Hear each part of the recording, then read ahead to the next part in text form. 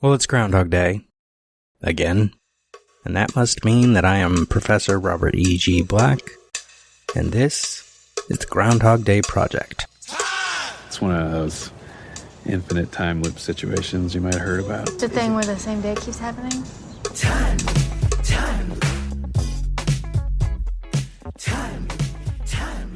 I wake up every day right here, right in Punxsutawney, and it's always February 2nd. The last revision is what counts, apparently. We are on minute 71 of Groundhog Day. God Day, as I call this sequence. Phil and Rita have recently left the Tip Top. They are in the town square. As this minute begins, we are looking directly at them as they are walking toward the center of the square. And then we're going to get to Phil's bedroom, because Rita right now believes him, at least for today. We cut her off mid-sentence at the end of the last minute. She was saying she wants to spend the rest of the day with him, be an objective witness. She finishes that line as we get into this minute, and she continues just to see what happens. And he says, gee, this sounds like a science project. Cut to the bedroom, specifically a hat with cards in it, cards on the bed next to it. They are playing, oh my god, what do you call this? There's a name for this. We just toss a card into a hat. In my room when I was in Woodstock, I didn't have a hat handy. So I used the ice bucket from my room, set it on the end of the bed, and threw cards into it. I did have a deck of cards. My bag, it was a different bag than I have now, but it was similar. And this bag literally is sitting next to me right now with the same deck of cards that I have kept in a bag, in a backpack, in a shoulder bag, now another shoulder bag, for a long time. When did I get these? It is a Stephen King Hearts in Atlantis deck that was available when Hearts in Atlantis came out. So that's like 30 years ago that I've had this deck of cards. The box is kind of falling apart, doesn't really have ends anymore, the little flaps that fold. It hasn't quite come apart on the edges yet, but it's getting there.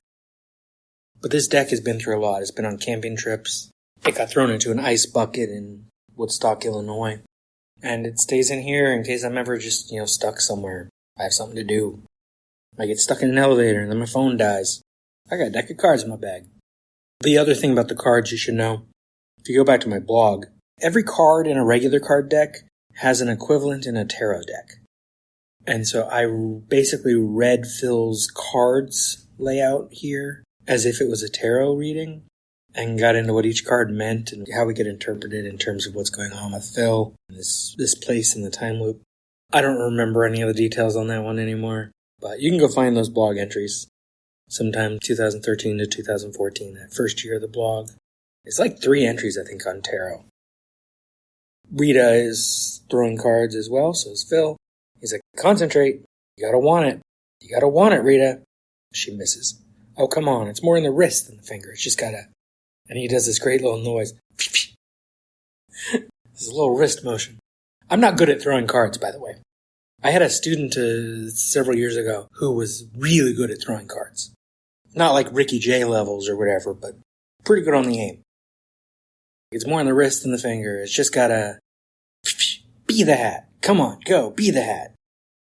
Rita misses again. I believe Phil gets one in while we're watching. And she's like, it would take me a year to get good at this. He says, no, 6 months, 4 to 5 hours a day, and you'd be an expert. See, this is what he's doing when he doesn't have a streaming service or a better library of books available at the Cherry Street, which is a thing from Rubens that I really liked. It's Phil keeping track of the days using books. Or a public library, for that matter. There is a public library in Punxsutawney, presumably. Jumping in while editing, because if you know your Punxsutawney Phil lore, you know there's a library in Punxsutawney. That's where he lives. I believe I heard this year that they're creating a new habitat for Phil and his family closer to Gobbler's Knob, but he has lived in a climate-controlled little habitat in the public library in Punxsutawney. There's one in Woodstock.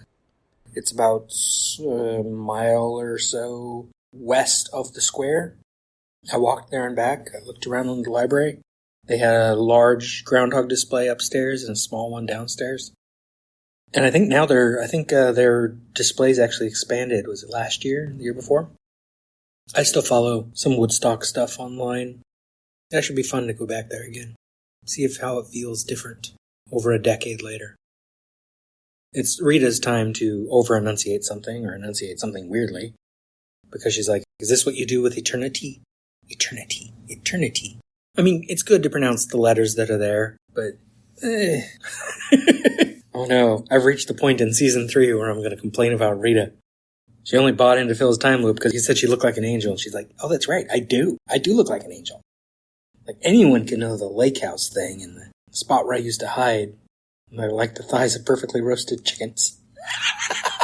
If you happen to miss the previous couple episodes, you're going to be really confused by that line. But no one knows that I look like an angel when I stand in the snow. And now she's overpronouncing eternity. Eternity. And he says, now you know. That's not the worst part. She says, what's the worst part? He says, the worst part is that tomorrow you will have forgotten all about this, and you'll treat me like a jerk again. No. It's all right. I am a jerk. No, you're not. She's very nice. Oh, now I'm nice? God, don't you know any other adjectives? I don't need nice. I don't need myself to be it, and I don't need anybody else to be it at me. Okay. I think one of these things he said about her, she's kind and generous, right? She is. Because he's absolutely a jerk. She had that on display yesterday. Maybe his report this morning was nice, and then God Day intrigued her. And she's seeing a better side of him just because there's a better side of him starting to emerge. But he is a jerk. But she's polite about it. No, you're not. And it doesn't matter that she's being polite. He knows what he is. He's seen his reflection. The Pennsylvania Polka and Punxsutawney Phil and the time loop. And he says it doesn't make any difference. I've killed myself so many times, And the minute ends, that's like multiple minutes in a row that end mid-sentence, and it's pissing me off. You gotta edit better.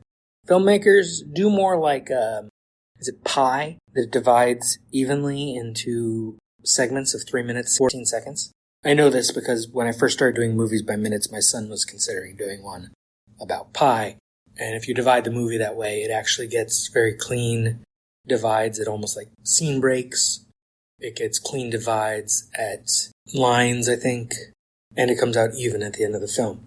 The problem with trying to edit on a precision thing is you can only do it in like a scene or two, because the beginning of the film, you don't know how long the logos are going to be on screen when you're making the movie. You don't know who's going to end up buying your movie. Even if this movie is produced in-house by Columbia Pictures, they might decide that they want to distribute it through like Touchstone, right? Touchstone was Columbia, wasn't it? Or they might go through bankruptcy while you're filming, and then your movie switches over to be distributed through Sony, or nowadays it would go to some streaming platform, and then their logo gets in front of it. In addition to the previous logo, plus whatever your production logo is, and nowadays it's really common for movies to have a lot of logos up front, because every producer has their own little logo, and you gotta put it up there, because these people gave you money and they made sure it was possible for you to make your film that you wanted to make. I'm sorry if you can hear people talking in the background. This different classroom, the orientation near the door is a little different, and there's some people out there talking. And I'm hoping it's not picking it up, but it probably is, and that's okay, because that's just life, you know? If I was going to record every day in here, I'd have to do better. But this is, season 3 is special. I'm trying to do it as fast as possible. I'm recording multiple episodes in a row, like 4 days a week while I'm down here, so I can take advantage of a different sort of sound quality and a different feel, because I'm doing this without having my computer handy to just look up whatever I need to look up. I have the transcript of the dialogue from the film, and I watch each minute once. Why'd I get into a rant? Is it Rita being polite? No. Is Phil saying it doesn't make any difference? I don't even know. How did I get here? I actually don't remember why I just got into a rant. It happens. That's what happens when you don't prepare. You don't have notes. You don't even have bullet points written down. Phil's about to say, as we go into next minute, that he doesn't even exist anymore. And I think that's kind of the feel you should get here is Phil isn't necessarily trying to make himself better, and I'm not sure he is trying to make himself better later. He just needs new things to do, and the only things he has left to do are the good things. The things that actually make him a better person. Because before, Phil wasn't trying those things. Phil was stuck. And it's only now, after spending this day with Rita, that he sees that he doesn't have to be stuck. She also wants more than Channel 9 Pittsburgh. But she doesn't announce it all the time. She doesn't think she's better than it. She's working her way through. She's at Channel 9 Pittsburgh, but she's going to be a hard worker and do her job until she can get something else. Maybe she wants to produce documentaries, or I don't know. Or maybe she just also, like him, wants to work in a network. So he's seeing a better version of what he could be. That's another reason I reject the simple framing of this as rom-com, is I think it's less about Phil trying to be Rita's perfect guy, and it's more about Phil trying to be Rita, as it were. He sees in her a better version of what he could be. And so he actually starts to, read books and spend more time with people and around this town. He learns how to play an instrument. We don't hear him use the word poopy, but he's really close on this one. Really, really close. Till next time, take care of yourself, take care of others. Try to make the world a better place. Try to make the lives of those around you better. Knew you were gonna say that. This has been a production of Lemming Drops Studio. You can find links to more at lemmingdrops.com or join the Facebook group Lemming Drops Studio Tour. Also, you can support all my shows at patreon.com/lemmingdrops. What is wrong in the end which never comes? Or which comes again and again, laughing, like waves. Since the Big Bang set everything in motion, everything that happens in this universe has to be the way it is. Particles unfolding the way they're destined to.